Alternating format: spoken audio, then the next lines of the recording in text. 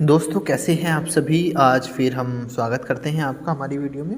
और आज जो समरी है वो बड़ी इंपॉर्टेंट है।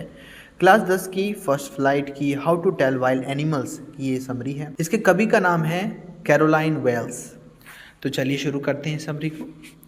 यह कविता एक हास्यपूर्ण यानी कि ह्यूमरस और व्यंग्यात्मक शैली में लिखी गई है। इसमें कवि ने विभिन्न जंगली जानवरों की पहचान करने के मजेदार और अनोखे तरीके बताए। हालांकि ये तरीके वास्तविक नहीं हैं बल्कि मजाकिया ढंग से प्रस्तुत किए गए हैं, जिससे पाठकों को मनोरंजन के साथ साथ सीख भी मिलती है। कविता की शुरुआत में कवि कहता है कि अगर आप एशिया के जंगलों में घूम रहे हैं और आपको एक बड़ा पीले भूरे रंग का जानवर दिखाई दे तो समझ जाना कि वह शेर है।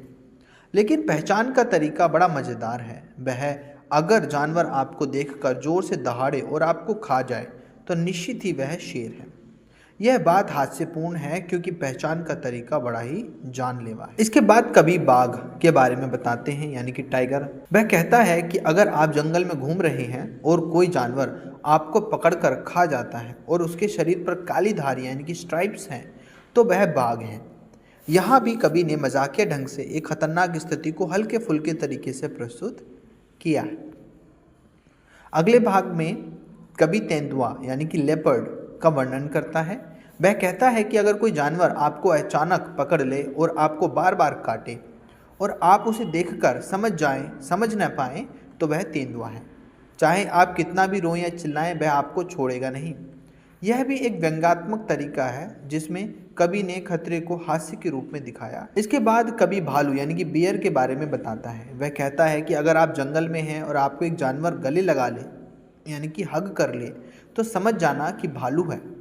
यहाँ हग करने का मतलब बड़ा मजाकिया तरीके से यूज़ किया गया है क्योंकि भालू का गला लगाना वास्तव में बहुत ही खतरनाक हो सकता है। फिर कभी लकड़बग्घा यानी कि हाइना का उल्लेख करता है। वह कहता है कि अगर कोई जानवर हंसता हुआ दिखाई दे तो वह लकड़बग्घा होगा।